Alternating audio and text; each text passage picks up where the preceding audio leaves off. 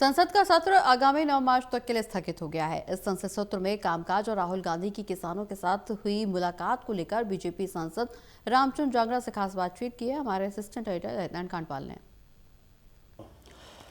प्रधानमंत्री नरेंद्र मोदी ने सेवा तीर्थ का उद्घाटन कर दिया है। इसके अतिरिक्त जो है इस बार संसद का सत्र उसको लेकर भी काफ़ी गहमा गहमी रही है। साथ ही राहुल गांधी ने आज किसानों से मुलाकात की है। इस पूरे मसलों पर मेरे साथ बातचीत करने के लिए मौजूद हैं राज्यसभा सांसद रामचंद्र जांगड़ा जी। उनसे बात करते हैं। सर, प्रधानमंत्री नरेंद्र मोदी ने सेवा तीर्थ का उद्घाटन कर दिया है और सेवा तीर्थ में लिखा गया है कि सेवा तीर्थ नागरिक देवो भव।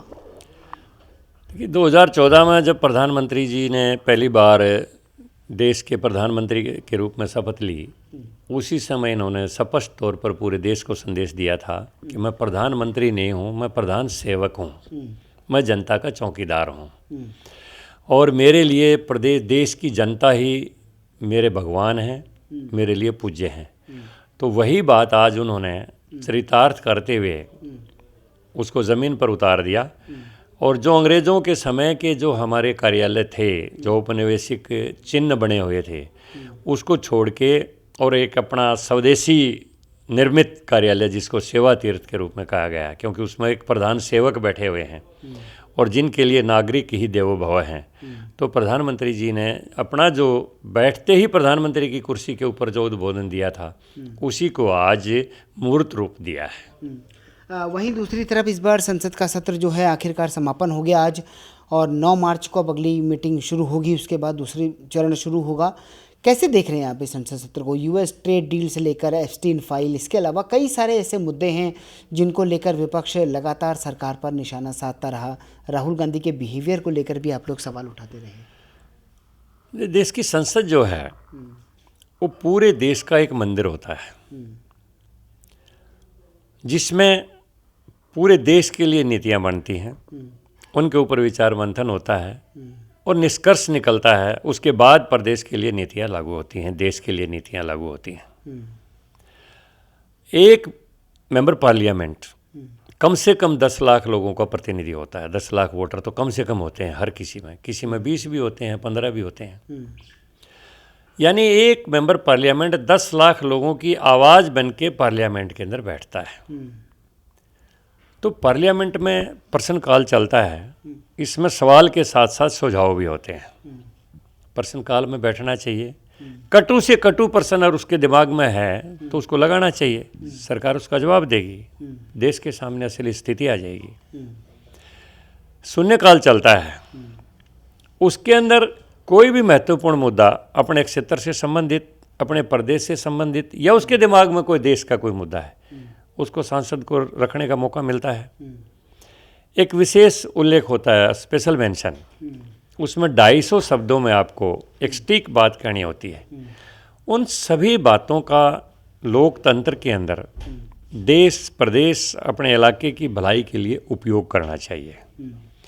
अगर आप किसी ऐसे निरर्थक मुद्दे के ऊपर पार्लियामेंट को डिसरप्शन में ले उसको करेंगे और बार बार स्पीकर को उसको अर्जन करना पड़ेगा, तो आप अपनी का तो छवि का नुकसान कर ही रहे हैं, आप पूरे देश का भी बहुत बड़ा नुकसान कर रहे हैं। लेकिन उसके बाद हुआ ये कि सरकार ने उनके द्वारा कही गई बातों को स्पीच से हटा दिया और जो विशेषाधिकार मोशन लाने की बात कही गई थी वो फिलहाल स्थगित हो गई।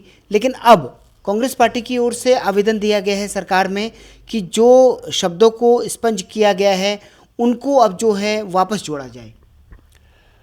ये राज्यसभा में खड़गे जी ने कहा है, हमारी राज्यसभा में ये जो नियमावली बनी हुई है उसमें स्पष्ट तौर के ऊपर उल्लेख है कि अगर कोई भी किसी भी सदस्य के द्वारा ऐसी कोई आपत्तिजनक बात जिससे देश में कोई आपसी विद्वेष फैलने का संदेश जाता हो, कोई झूठी अफवाह फैलने का संदेश जाता हो या अन्य कोई नेगेटिविटी जाती हो, तो उसको सभापति को एक्सपेंस करने का अधिकार है।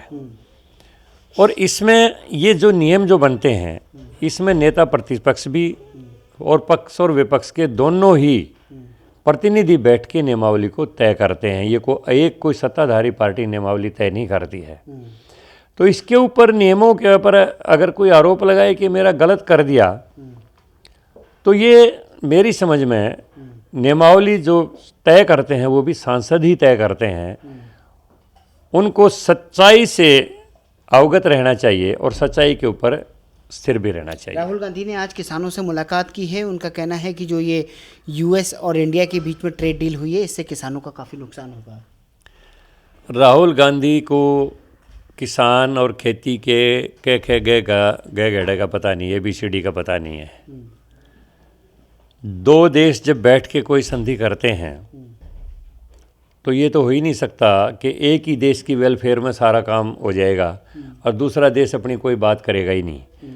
दोनों ही ये करते हैं कि ज़्यादा से ज़्यादा उसके देश का हित हो, लेकिन दोनों देशों के प्रतिनिधियों के ऊपर डिपेंड करता है और दोनों देश के प्रमुखों के ऊपर डिपेंड करता है कि वो किस मुद्दे के ऊपर संधि के किस क्लॉज को अपने देश के लिए महत्वपूर्ण तरीके से वहाँ पर लागू करवा सकते हैं।